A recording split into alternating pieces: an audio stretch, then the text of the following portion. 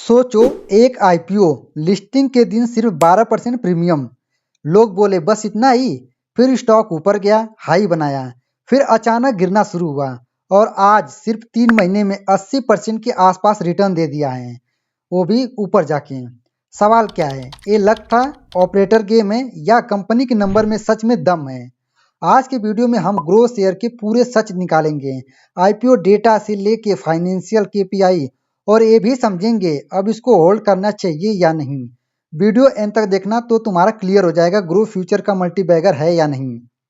अगर तुम stock market में नए हो या आईपीओ शेयर रिजल्ट को सिंपल लैंग्वेज में समझना चाहते हो तो वीडियो को लाइक और चैनल को सब्सक्राइब करके ही जाना, क्योंकि यहाँ हाइप नहीं, डेटा के साथ बात होती है केवल। चलो समझते हैं। सबसे पहले समझना जरूरी है कि ग्रो है क्या। ग्रो का ऑफिशियल नाम है billion brain garage venture limited.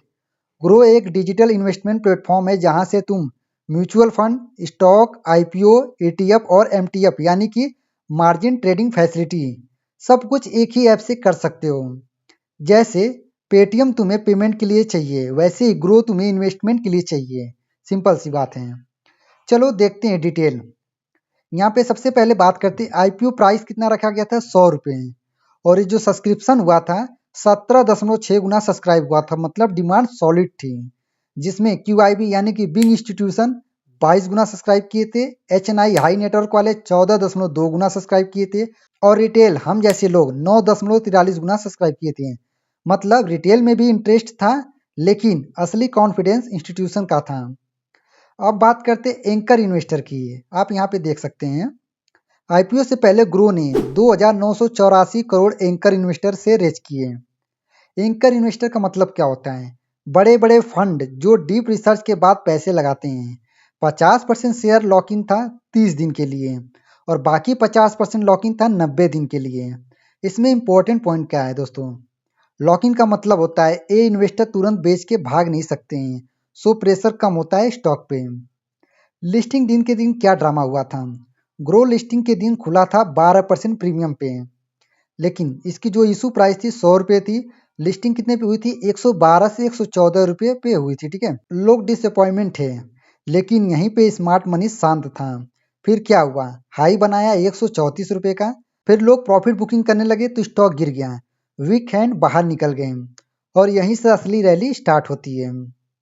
दोस्तों 3 महीने में 80% का रिटर्न क्यों? आज ग्रो शेयर लगभग 80% ऊपर है आईपीओ प्राइस से।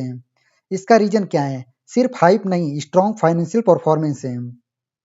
और आप यहाँ पे देख सकते हैं यह ओपन हुआ था 171 रुपये पे और 184.50 हाई बनाया है। और दोस्तों सबसे कम 112 रुपये लो पे भी जा चुका है। आप यहाँ पे देख सकते हैं नंबर ऑफ ट्रेड कितने, 2,54,002। बाकी ये आपको डेट तो याद होगा, 4 नवंबर को ओपन हुआ था, 7 नवंबर को क्लोज हुआ था। इसकी जो प्री आईपीओ में मार्केट कैप है वो 61,735 करोड़ 97 लाख की है। दोस्तों अब बात करते हैं फाइनेंशियल कंपैरिजन। आप सबसे पहले देख सकते हैं रेवेन्यू यानी कि इनकम। एफवाई 2024 में 2795 करोड़ का था, एफवाई 2025 में 4,061 करोड़ का हुआ है। यहाँ पे 45% का ग्रोथ देखने को मिला है। जैसे अगर तुम्हारी सैलरी 50,000 से 72,000 हो जाए, वही लेवल है जंप का। अब बात करते हैं पैट यानी कि प्रॉफिट आफ्टर टैक्स। एफवाई 2024 में 805 करोड़ लॉस में थी, लेकिन एफवाई 2025 में 1824 करोड़ 37 लाख प्रॉफिट में गई। लॉस से सीधा मैसिव प्रॉफिट एक गेम चेंजर है।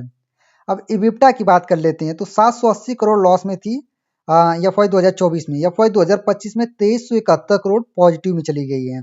कोर बिजनेस अब प्रॉपर कैश जनरेट कर रही है।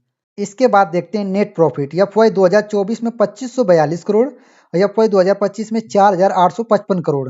कंपनी फाइनेंशियली ज़्यादा स्ट्रांग हो चुकी है। बोरोइंग की बात करें तो केवल डेप्ट है 351 करोड़ के आसपास। ठीक है, डेप्ट कंट्रोल में है, कोई डेंजर नहीं है। अब बात करते हैं केपीआई यानी कि की परफॉर्मेंस इंडिकेटर, जिसमें RONW रिटर्न ऑन नेटवर्थ 37.57% है। मतलब कंपनी जो पैसा इन्वेस्टर का यूज कर रही है उस पर 37.5% रिटर्न जनरेट कर रही है, एक्सेलेंट नंबर है। PAT margin 44.92%। हर 100 रुपये की कमाई में 45 रुपये का सीधा प्रॉफिट हो रहा है यहाँ पे। इबिप्टा मार्जिन 59.11%। बिजनेस बहुत एफिशिएंट है। पी रेशियो जो है दोस्तों इसका 33 से 40 है, थोड़ा एक्सपेंसिव लग सकता है लेकिन ग्रोथ कंपनी के लिए एक्सेप्टेबल है। प्राइस टू बुक वैल्यू 11.76 है, हाई है, मतलब मार्केट फ्यूचर ग्रोथ प्राइस में कर रही है। दोस्तों अगर पीयर कंपैरिजन की बात करें तो ग्रो कहाँ पे है? एंजल वन का जो है RONW है 20%, मोतीलाल ओसवाल का 22%, नुआमा का 28%, ग्रो का 37.5% है। ग्रो प्रॉफिटेबिलिटी में पीयर से आगे हैं। और अब बात करते हैं आईपीओ का पैसा यूज कहाँ हुआ है। तो पहला है क्लाउड इंफ्रास्ट्रक्चर, दूसरा है ब्रांड मार्केटिंग, तीसरा है NBFC and MTF business funding, चौथा है इनऑर्गेनिक ग्रोथ, मतलब कंपनी फ्यूचर एक्सपेंशन पे फोकस कर रही है, ना कि सिर्फ सर्वाइवल पे है। अब सबसे लास्ट पॉइंट देखते हैं, आज इन्वेस्टर क्या करें। अगर तुम आईपीओ अलॉटमेंट वाले हो और होल्ड कर रहे हो तो तुमने सही डिसीजन लिया है, लेकिन शॉर्ट टर्म में वॉलेटिलिटी आएगी, लॉन्ग टर्म में बिजनेस स्ट्रांग लग रहा है, लेकिन वैल्यूएशन हाई, ये बात ध्यान रखना है। करेक्शन आएगा तो पैनिक नहीं होना, अपॉर्चुनिटी समझ लेना। इसीलिए दोस्तों ग्रो का 80% रिटर्न कोई एक्सीडेंट नहीं था, ये नंबर का रिजल्ट है। अगर तुम चाहते हो कि ऐसे ही IPO to multibagger journey का रियल एनालिसिस, तो वीडियो को लाइक करो, चैनल को सब्सक्राइब करो और कमेंट में बताओ तुम ग्रो होल्ड कर रहे हो या planning to buy on dip. अगर दोस्तों वीडियो अच्छी लगी तो वीडियो को लाइक करो, और यह एजुकेशनल पर्पस के लिए था। मिलते हैं एक नए वीडियो में एक नए एनालिसिस के साथ, तब तक के लिए हैप्पी इन्वेस्टिंग। जय हिंद, जय भारत।